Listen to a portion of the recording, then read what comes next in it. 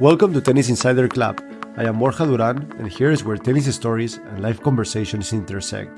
Join us as we uncover the untold personal journeys of the icons of the court. From laughter to life lessons, it's all here. Now, here's a snapshot of what's coming up today. I never recall saying, I want to be a professional tennis player. I won the biggest title of my career, and after 2 weeks, I was as empty as I was before. I was missing something in my life. Today, I am thrilled to have with us my co-founder and one of the best tennis players in the history of France, Caroline Garcia. Known for her powerful serve and dynamic play, Caroline has captivated fans globally. Winner of many tournaments, including the WTA finals in 2022 and 2 times Roland Garros in doubles, join us as we explore the life and career of this remarkable athlete who also happens to be my partner and co-founder. Get ready to be inspired. Today's episode is brought to you by Yonex. For over 75 years, combining timeless Japanese craftsmanship and cutting-edge technology, Yonex has been giving players the tools they need to triumph on the court. During all this time, the Yonex philosophy has always remained the same: to craft a better future with unique innovation. Visit yonex.com to discover their collection and all the incredible players using their rackets. So, Caro, here we are, day one of our new podcast. Yes. It's super exciting to try to show the behind the curtains of the tennis world. Yes, I'm very excited that we are taking this adventure and creating this podcast. I definitely would like to learn more about the players, and it's a good way to maybe open a little bit more tennis. Exactly, because I think it's for sure one of the most followed sports, and people know a lot about the players' results, but it's kind of hard to understand all the things happening behind the scenes, no? So it's a good challenge to try to show the story behind the player, their achievement, and also their failures. Yes. In my personal opinion, and I know now that yours too, it's we like to listen podcasts and we get some inspiration from other people who had a lot of success, who had to go through failures and how they went through it. And sometimes we try to get a little bit of their experience in our own life. And I believe sports, it's very interesting topics, and you can gain a lot of experience. So maybe this podcast with our listeners to get some experience, hopefully. I agree, and I really look forward to doing it, because one thing I've been able to see with you is that what you can see on court from what there is actually behind the person, it can be like black and white. So I really look forward to not only knowing the background and the history of other players, but also, like who is behind that racket and what drives them, yes, and also their struggles, because tennis is a top sport. One of the things people don't realize about tennis is how brutal it is, because you travel all around the world during 10 months per year, playing in different countries almost every week. And more often than not, you end up not winning the tournament. So you have to deal with losses every week, practically. How do you manage this as a tennis player? You learn to manage it through your career, and some results obviously are harder to digest than others, as you always want to win the tournament. If it's a slam, it always takes a couple of days, or maybe it can even take weeks. And how easy it is for you to move on from one week to the other? I think in my career, I had time where I was able to do it better than others, that I was mentally better and fresher. Obviously, in the 2023 season, I was struggling a lot about the result, and I was only focused on that, and that bring me a lot of pain. And it was following me outside of tennis courts also. And obviously, when you're 20 years old or 30 years old, you don't get motivated by the same stuff. You don't have the same career behind you, and you don't want to achieve the same goals. And it's a challenge because you want to go all the way. You want to hold the trophy. It's something you don't have the chance to do a lot. And you know what it can bring you. And sometimes you try to follow that emotion that winning a trophy brings you. But I don't think it's a healthy way of seeing tennis. And yeah, obviously the loss, you have to see it as a lesson, as a good experience. What did I do today that I can improve? What did I do positively and negative? And what can I take out of it to improve for next week or for the next slam? And you have to judge yourself, not compare yourself to others. Here you talk about 2023. especially at the end of the season, you were talking about it as a huge failure, or you were like extremely disappointed by it. I would like to understand if now, with a bit of perspective, you still see 23 season as a failure, or with some time and some perspective, you would like to be able to change your mindset and maybe mid-season be a bit more relaxed and understand that you were not doing that bad and be more calm and keep trusting the process? I think now, after taking some break, some holidays outside of tennis, I have more perspective. I can go back with less emotion, because every week on tour, it's sometimes like you're always in a washing machine, always going through the results, pushing yourself, the judgment of others, and you have too much in your mind. And obviously I was disappointed about finishing top 20, because it was not my goal at the beginning of the year, and I wanted to achieve more, keep building on my good 2022 season. And to not have that success right away was painful. And I lost a lot of confidence in my game, in what I can do. And every match was really a struggle, was really painful to live. Time on court always felt very long, because I couldn't enjoy the moment I had on court. And now I see that it was definitely not my best year, but it was not that bad either. I went through a lot on court, off court. I did put myself a lot of pressure on my result. I felt also the pressure and the expectation of the other ones. And definitely there is years where you learn also a lot about yourself and your relation with tennis that evolved through the years. And you have to find new ways to get motivated, new goals. And it was a great experience. And I take it as painful experience, obviously. Very painful, but as a good experience, and it looks like I needed to go through it. You talk about pressure from others. Can you talk more about what you mean and who are these others? There is many others, let's say. There is a lot of people who have only good intention and they involuntarily put pressure on you. But it's all the environment also around tennis, and you grow up in it and you listen to it obviously almost every day. And if you're top 10, you have to achieve top 5. If you're top 5, you have to achieve number 1 in the world. If you win 2 tournaments, you have to win a third one. If you win 1 slam, you have to win 2 slams. And if you don't always keep building on it, it's a disappointment. But it's a sport, it's tennis. You're not the only one competing, and also you have to go through issues behind the tennis court. And yeah, I ended up being top 4 at the end of 2022, winning the WTA final. So obviously the next step was a slam. And people expecting me to win a slam and keep playing as good as I was playing, which means second part of the season, number 1 in the world. Yeah, for many reasons I was not able to do it. And I felt I needed to go to deliver every single week. And players play more relaxed. They know that if they want to beat player in the top 10, they have to play their best tennis. And they are expected to lose. They can just go for it. And on the other side of the net, you are expected to win. And me on my side, as soon as I was missing points, doing enforced errors, I was super frustrated with myself, not allowing myself any mistakes.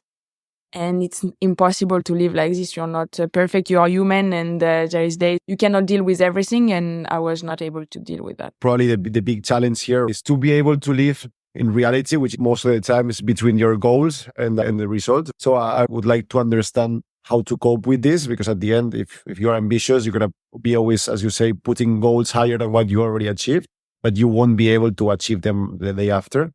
So how do you deal with all this pressure that you put to yourself? I think another challenge in sports is that you have an expiration date. You will not be able to do it until you are 50 years old.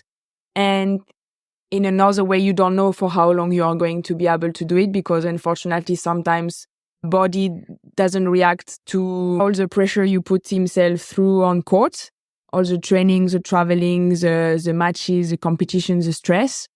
And you never know what can happen to you. There is a bad injury which can happen on court, and come back from it, it's also a stress. Yeah, you have short-term goals, mid one and longer one.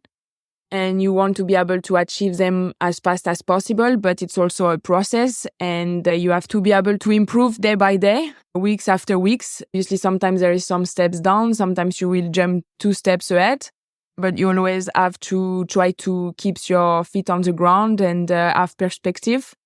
I know sometimes as soon as it doesn't go my way, I become quite dramatic very quickly. I can get very excited when I play a very good match and I have a very good practice. And the next day I want to be able to achieve the same thing. And it's not going to be exactly that. And if one day I play a very bad match or I lost against a player who has a lower ranking, I will get very dramatic, very sad. I will put everything on the line. Yes, this is not working. We haven't put the intensity right at practice. We didn't do that. We didn't do that. And lost confidence in myself a lot. And if you lost confidence after every loss, you're starting again from too low to be able to go high. And to play tennis, you have to have faith in yourself, faith in your game, faith in what you are able to do. And it's something I need to keep learning to do because it costs me on the long term. This long-term vision you require in order to succeed is a super interesting topic. But I want to talk first because you mentioned injuries, and some of the best tennis you had was at the second part of 2022, which is right after one of the biggest injuries you had. No, you had to spend some time off court. Do you think that this success you had in the last part of the 2022 season has a lot to do with the fact maybe of not having expectations, of maybe enjoying tennis after a break? Yes, in my past, we can see that I always did better when I was kind of lower ranked and with less expectations of myself and from the others. And I'm struggling more sometimes when I'm at the top and I have to play some player who have lower rankings than me. So it's obviously related. I stopped only in March or April. But I was feeling the pain for a very long time, almost a year. And at the end in March in Miami, I couldn't cope with the pain anymore. It was too painful every time I was stepping on court. Pain was very intense right away. And I was not able to live with it anymore. So I needed a break to take time to heal my injury first. And also mentally refresh because every step I was making on court was bringing me back to the pain. And also it was a good way to refresh my mind, live for a couple of months a normal life where you have a normal schedule. You can text a friend and say, hey, do you want to meet next Saturday? Because I'm free, which is never happening when you're on tour. And you don't even know what is your schedule of next day. So it's really hard to schedule stuff, and sometimes you need to have a regular routine. I was having rehab and gym in the morning and I was off every afternoon, and I had my weekends, which is something you cannot experience in tennis. And to have that routine gave me peace, even if I had the stress of when am I going to go back to tennis and how long is it going to take, which is always very uncertain with injuries. And when I came back on court, I was like, okay, I can start to move freely again, which was for a very long time not true. I can have fun, I can do stuff, and I want to play tennis the way I really like tennis to be played. And I enjoy watching tennis of aggressive players who go to the net, who do winners, who do like volleys and stuff like that. So I want to play that way. And luckily it's the way also I play good tennis. So yeah, when we went back on court, we really had that goals to, okay, let's play that way and go for it. I know I can move better now. I don't have pain and I feel lighter and less stressed about it. So my goal was at the end of the year to be like top 30, top 20 to be able to seed it for the next Australian Open. So I was about 50, 60, well, I think I dropped until 70. But the goal was doable. So let's try to do that. And it turned out I did much better than that. I think it's super interesting. I don't know if maybe it could be the reason of your success, right? The fact that you set up a goal, which I guess pretty soon you saw you were going to achieve, right? So after that, everything was a bonus. Everything was more than you wanted. And it probably allowed you to play more relaxed, which probably it's something really needed with your style, because as you said, you like playing a very aggressive very ambitious type of game. And for sure that it helps to be relaxed, to be confident, and to not be so much tense during the match. So probably there is a lesson to learn here, being able to manage expectations and trying to maybe enjoy more the ride, right? I know that with my game style, if I'm afraid of making mistakes, I'm going to do a lot of mistakes. And at the same time, mistakes come with my game style because I like to take risks. And when you come back from an injury, you're really seeing day by day. You're like, okay, that day was fine. My feet was okay. Let's see next day. You are more focused one day at a time. And you're like, okay, today I did my down the lines better. I was able to take my return earlier. Let's keep improving tomorrow. It was like little goals. And yeah, after I got a lot of rhythm, I played a lot of matches, and playing a lot of matches made me more confident to be like, okay, that's the way and that's the game style working for me. Let's keep going that way.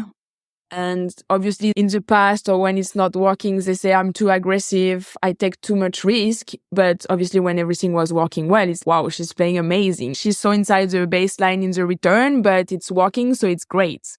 And as soon as I will hit something like 10 centimeters outside, I should go back. It's not as simple as that. People have a short memory most of the times.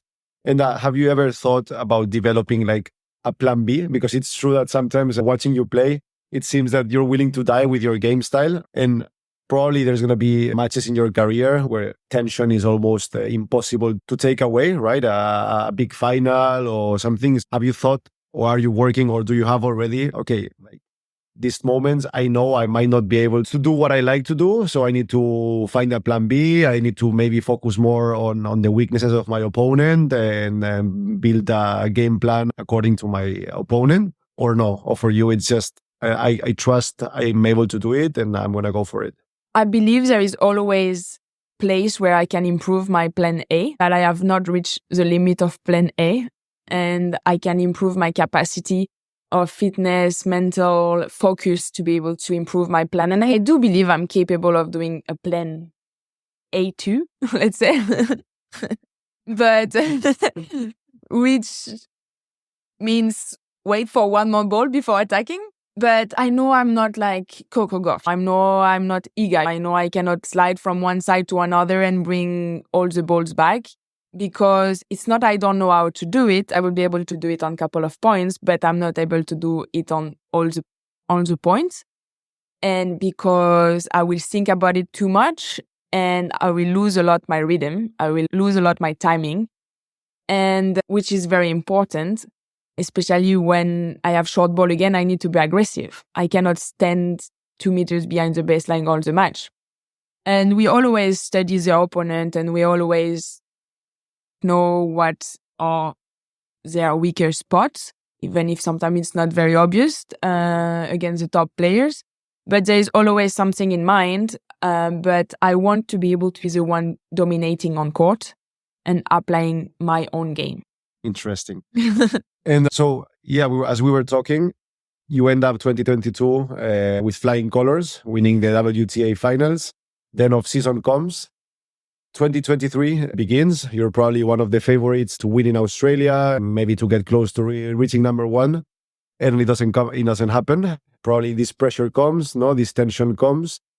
And you start missing by 10 centimeters, right? As you said. What are the lessons from this to avoid it happening in this 2024 season? I think the mistake I did in 2023, when I saw after a couple of weeks he was not turning my way as well as at the end of 2022, was that I was afraid of losing my ranking. Okay, if I don't play well here, I'm going to drop to that. If I don't arrive to US with the first good part of the season, I'm going to drop a lot my ranking.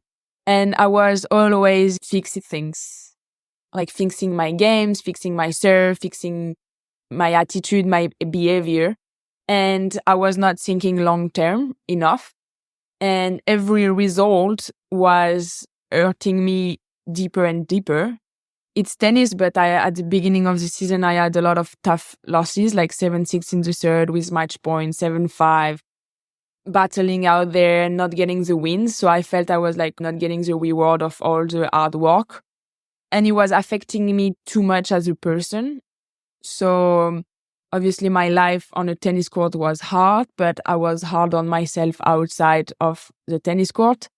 And I was not able to develop enough my identity outside of a tennis court. And I was only the tennis player who was not winning points, not winning matches. And obviously, I was still number 4 or 5 in the world at that time, at the beginning. But I was seeing myself only losing matches. And I was too negative for what was really happening. Mhm. So what you're saying is that you are relating almost your worth as a human being to your tennis results, right? So my guess is in these moments where you're losing matches, where you're like losing more than winning, you're not enjoying the ride at all. You're not enjoying your tennis career, but probably not also your personal life, right? Yeah, it was really hard. And I had some years in the past like this also where I'm only a tennis player. Unfortunately, sometimes people around you not doing it on purpose, but only see you as a tennis player. And you want sometimes to put it on the side and you want people to ask you like, how are you? But how is a person? Yeah, my result, what I did last week. But yeah, ask me how I am really like. And sometimes it's hard to really identify yourself to that person and take time to be healthy, to do things that you like. Obviously, tennis is great life. I'm not going to complain on that. And I'm proud to be a tennis player. And it's a great experience I'm able to live, but it's also very challenging as a person, as a human being, because you're far from people you love, you're far from family, you're far from having a normal life, like socializing with your friend from school or stuff like that. And you will not be able to get that time back, even when you don't play tennis anymore. And you feel that tennis at some points, because of their result, because of their judgment, can affect you very deeply. And you can get lost a little bit, lost who you are and why you started to play tennis. Which for sure doesn't help you probably perform, right? If you are unhappy as a human being, it's more hard to go on court and practice hard and be confident on yourself and be motivated to train. How do you try to find more balance now? Because at the end, you started playing tennis almost full time when you were, 13, 14? Yes, more or less. I think I started, and everyone who make it to the top starts very young because you have to learn your sport very young. And you really grow in the tennis structure. You really find yourself to be a tennis player. And at some point, to keep growing, I think I needed to find balance in my life, to build a project outside, to give me perspective, to tell me that I am way more than only someone who know how to play tennis. Yes, I'm very talented to do that, but I want to do other things. If not, every time I was stepping out on the court during the 2023 season was only sacrifice. It was like, I have 2 hours of tennis, 1 fitness, recovery, physio, rehab, whatever. And then I have to travel. I know my schedule last minute, but I don't have time to spend time with my family, my friend, my partner, or grow something outside of my career, but I don't get the reward of it. I don't get the wins. My ranking is dropping weeks after weeks. I'm more miserable out there. People are judging me harder and harder. They are judging you even when they don't know what is happening in your life. After US Open first round, I got judged, but no one know really what happened. Yeah, I was miserable out there, but why? And people can judge you for knowing nothing, and that's even more painful. After a few months like this, does it come to your mind to quit? In a way, sometimes it does, but I'm afraid of it. Afraid of what? Of stopping? Of having regrets. Which kind of regrets? I feel I didn't go all the way. I can do more, and I have more in myself. You mean there's some results you're missing? Yeah, winning slam is definitely something I miss. I feel that if I take a break now, I'm not sure I will come back. Interesting, because as you said, you've been already probably 15 years doing this, which is more or less pretty much half of your life. And I guess that what drove you before, when you were a kid trying to make it and be in the top 10 or even in the top 100, doesn't drive you anymore, right? Because you were a girl, now you're a woman. So what drives you now to keep playing tennis, to keep having this life, which, as you say, it has a lot of good things, but also a lot of tough stuff. No, you spend pretty much all the year traveling. You don't get to see your family. You don't get to have a normal life. So what drives you to keep going out there and try to deliver every day?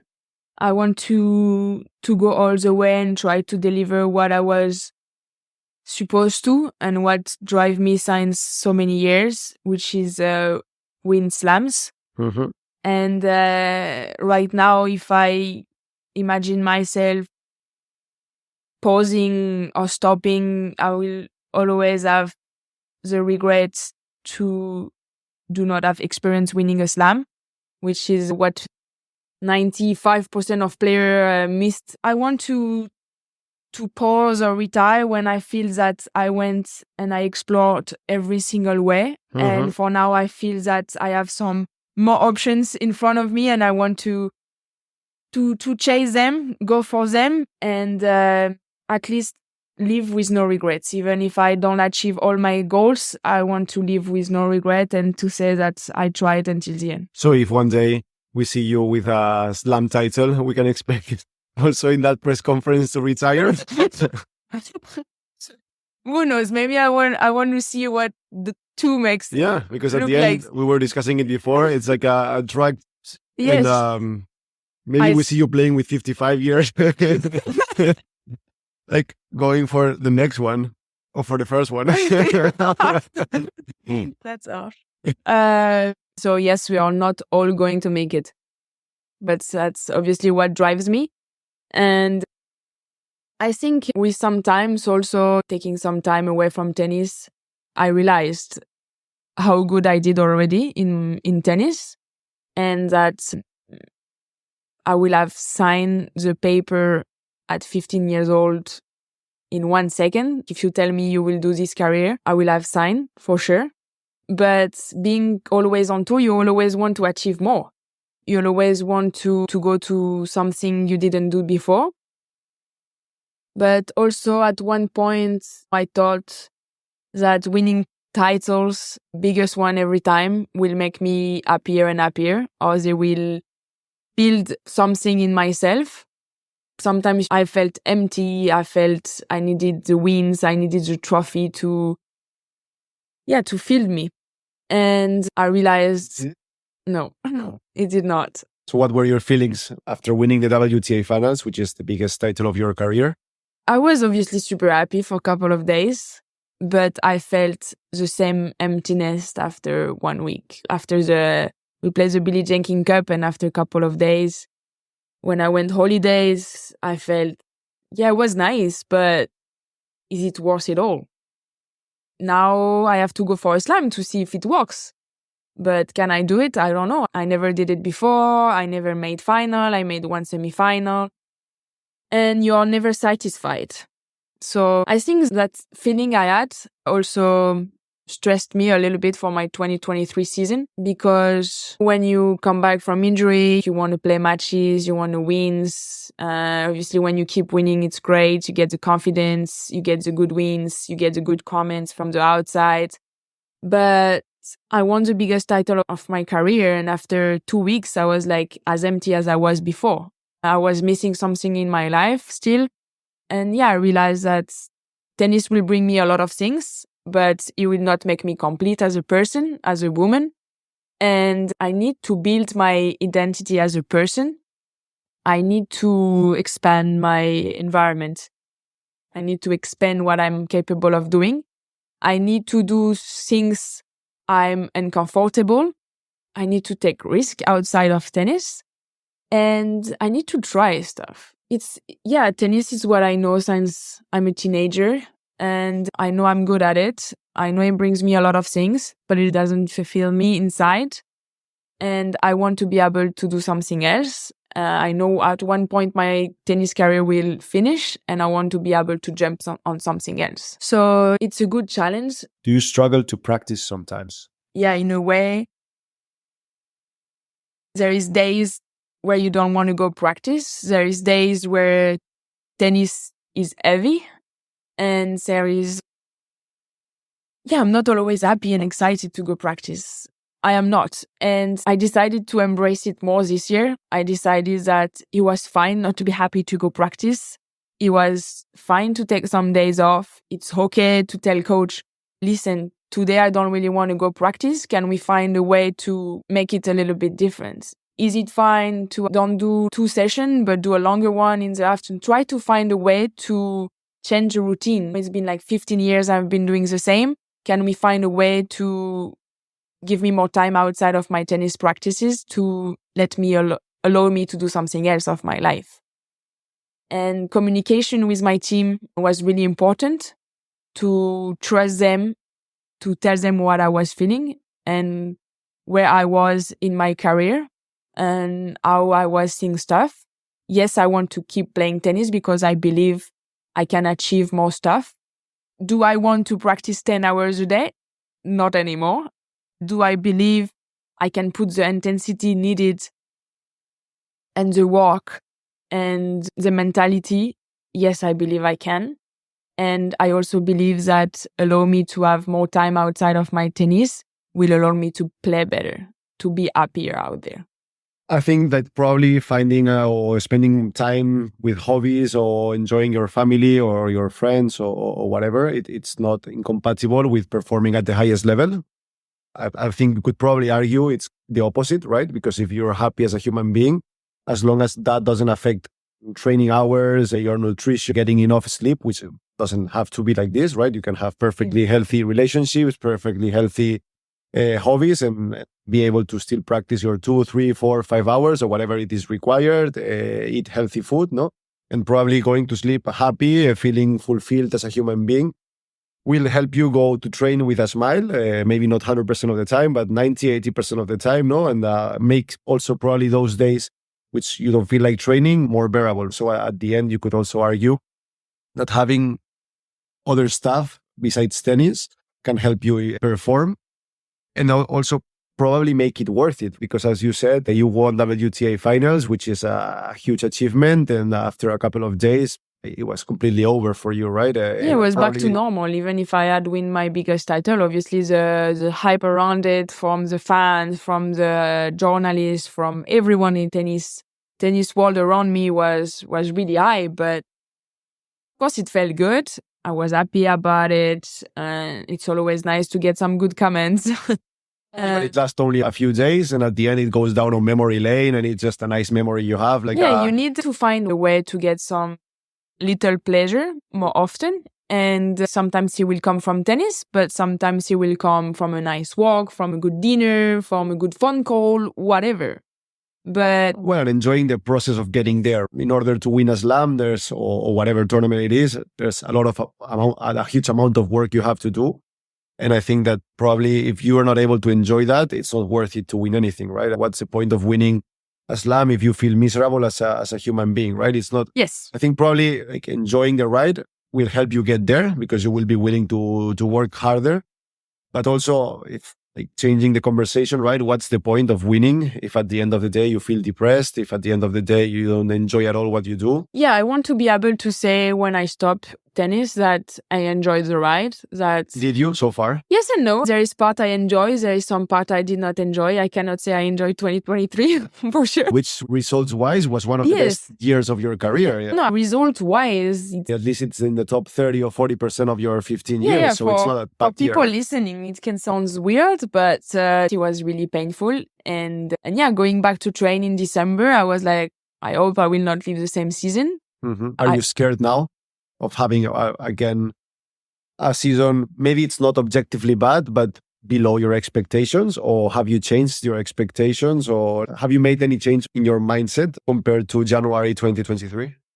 Yeah, I think my mindset evolved, and I'm trying to do some work on myself to allow me to have better emotions, to understand that, yeah, maybe I will not be happy to be on court. I will not be excited to be playing a tournament, and it's okay. It's fine. I have to accept it, and I don't have to force myself to be happy every day when I'm in tournament, when I'm playing matches. I don't have to put a mask to show people I'm positive, I'm happy with what I'm doing. It's fine.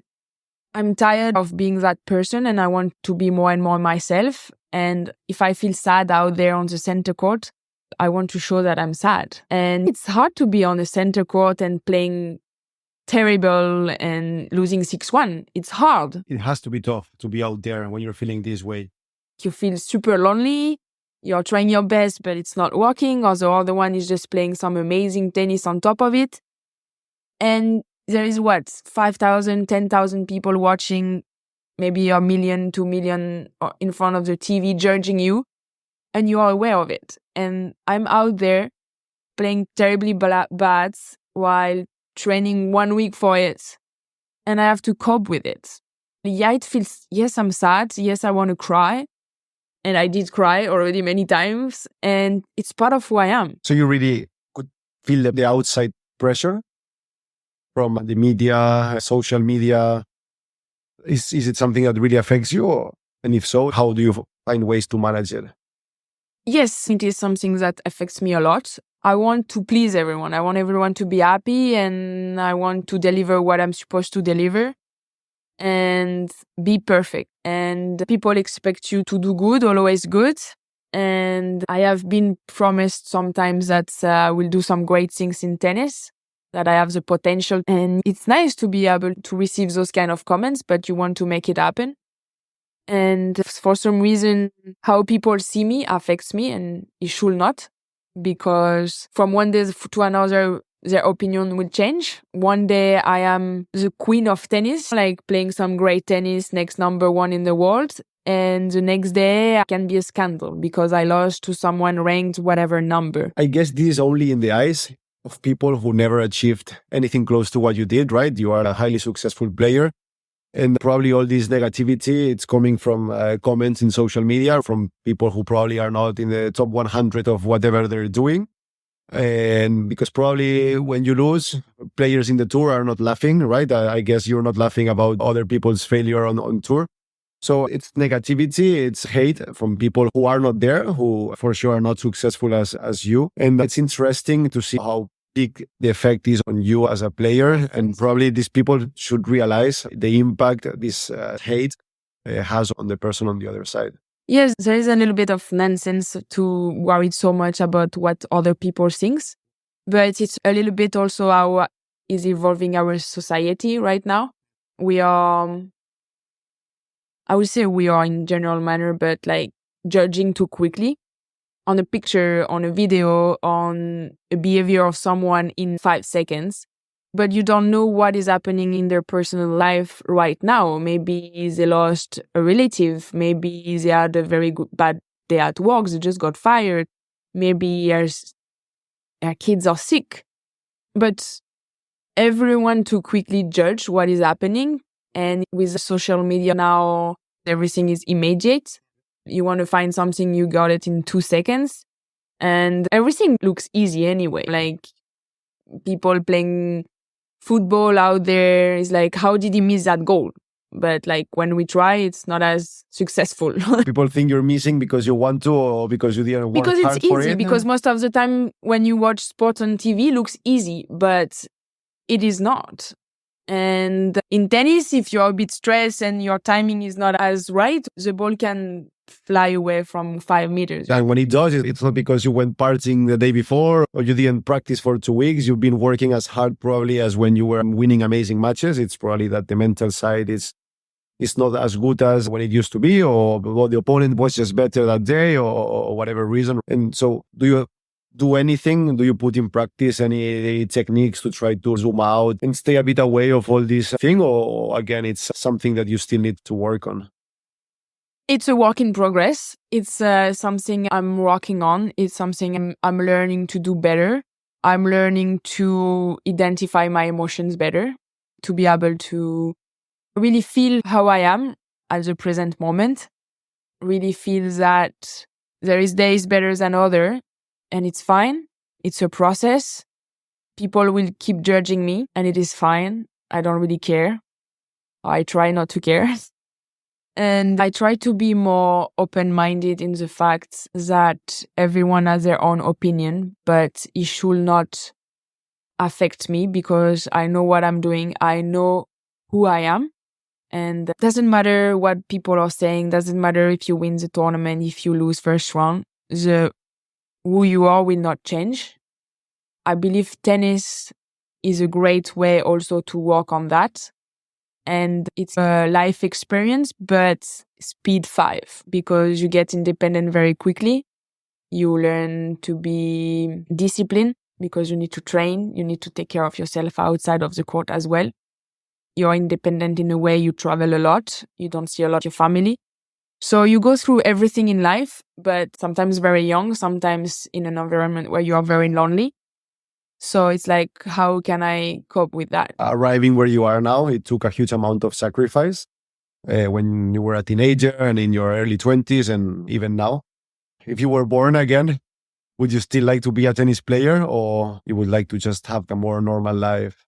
Because at the end, being a tennis player, it was not your decision, right? You start at a very young age, you start being good, you are like better than the average tennis club player. So people start thinking you have potential. Yeah, it's a process. But it's not your own decision, because at 14, 15, you're not mature enough to decide what you want to do in life, right? You don't mature enough. You didn't see enough of a lot of things. And one day to another, you start the tour. But I never recall saying, I want to be a professional tennis player. I more recall my way being like a process. Okay, I was good enough in that category at this age. Let's go higher. Let's go higher. Let's go higher. And I ended up being on tour because I was talented, because we were putting the work, because I had my parents who were bringing me to tournaments. Some kid doesn't have that opportunity either.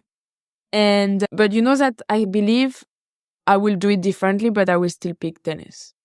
I will do it differently. What would you do different? If you start your career again and you have the maturity you have now, you have it when you're like 20, what would you change? Maybe it will not work, but I would like to be able to build my identity as a woman earlier, to be more open-minded that there is something else outside of tennis, and not base my happiness only about my result, and don't judge myself as a person only based on my result.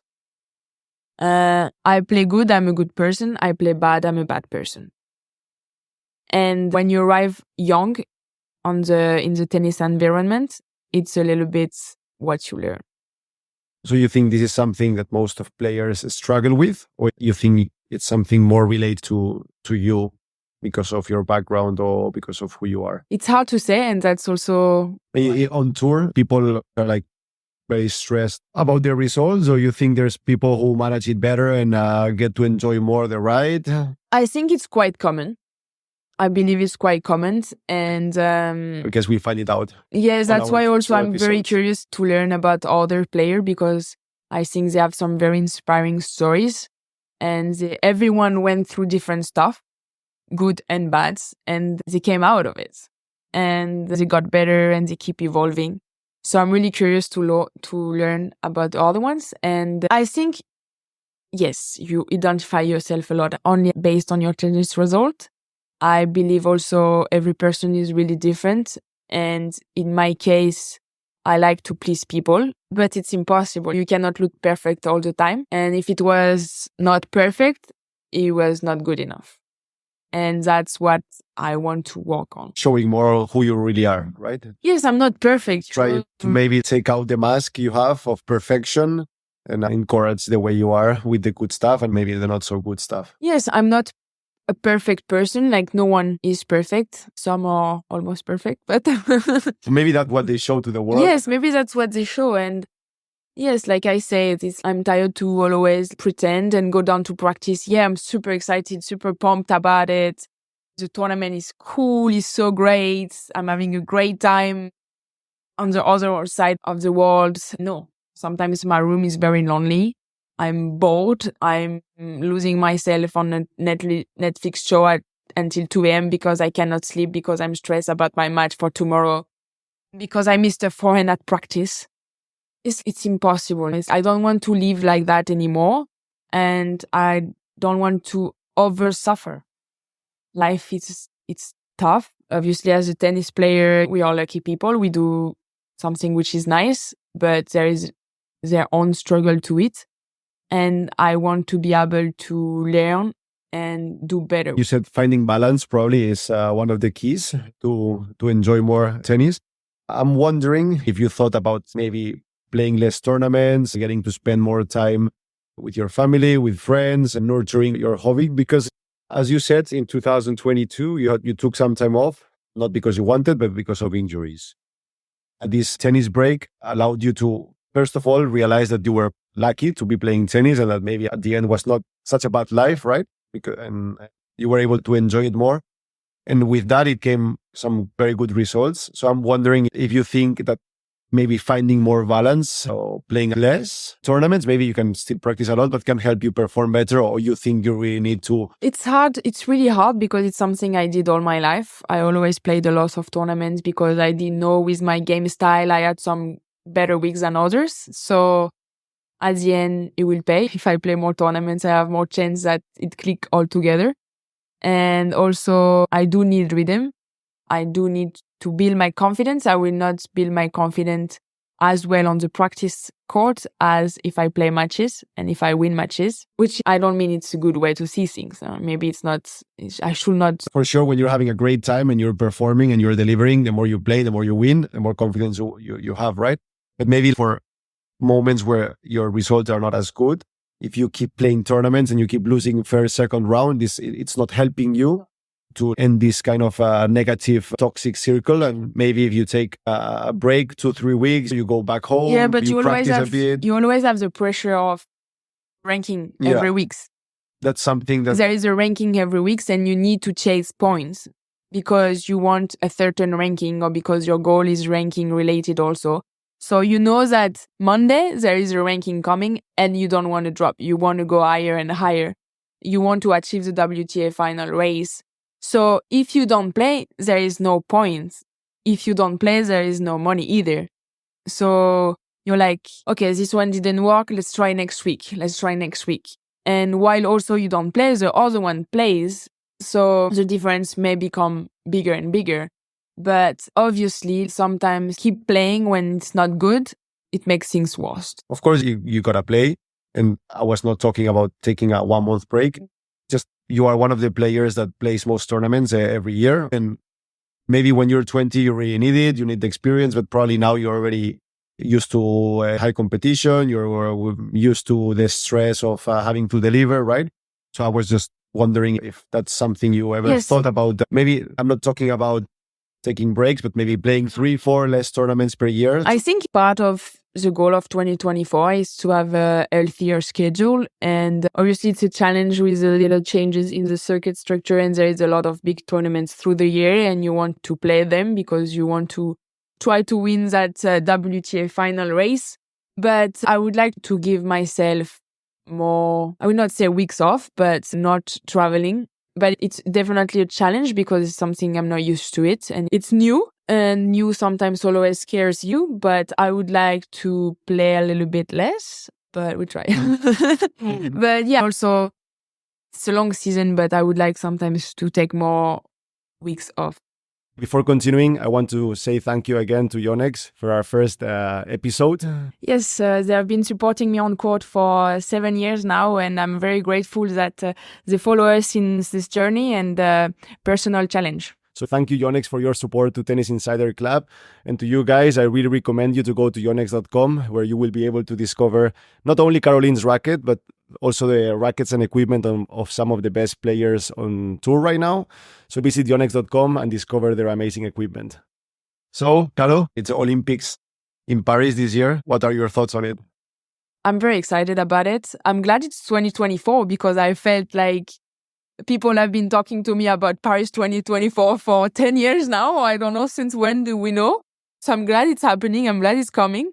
We play 3-4 Olympics in our tennis career. How it's been so far? Terribly.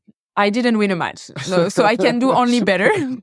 And on top of it, it was some very painful experience. So I feel very grateful and very lucky to be able to play Olympics in my own country. It's very rare to have that chance. We are playing in Roland Garros, which is already like a very historical stadium for tennis. And for Olympics, I believe it will be even more exciting. Clay courts in July under 25, 30 degrees. It can be fun. It will be fun. And yes, it's a unique chance to get a very special trophy. A medal will definitely be something that will stay with me forever. To be able to share with the French fans, hopefully with family and friends, would be very special for sure. We have some months to prepare for it. Let's get the confidence to help me to achieve it. If you could choose one tournament to win this year, which would it be? It's a tough question. It's a really complicated question. But like I say, it's unique. I will be able to play Grand Slams in 2025, but I will not be able to play Paris Olympics ever again in my life. Or maybe another Olympics. You're still young, but 4 years from now, nobody knows what is going to happen. I do not know that. So if I have to choose one, I will choose Paris 2024, just to put some pressure on myself. Exactly, which is something you love doing. Yeah, well, I love that. Okay, good. I think we can leave it here. Yeah, it was really a good time. I really enjoyed it. Yeah, me too. It was a good conversation. So first episode done. I hope you guys liked it. I hope you also had a good time recording it. Definitely did. And I hope everyone will be able to enjoy it. And episode after episode, we will keep improving and discover more about tennis. Yeah, let's see if we can achieve our goal of showing the world what's behind the best players of this sport. Yes, and if we can make people believe in themselves a little bit more, or just inspired one or two listeners, I will be more than happy. Let's hope more than one or two. Yes, that would be a good beginning though. I'm already inspired. So yeah, thank you very much for your time and see you soon, guys. See you soon.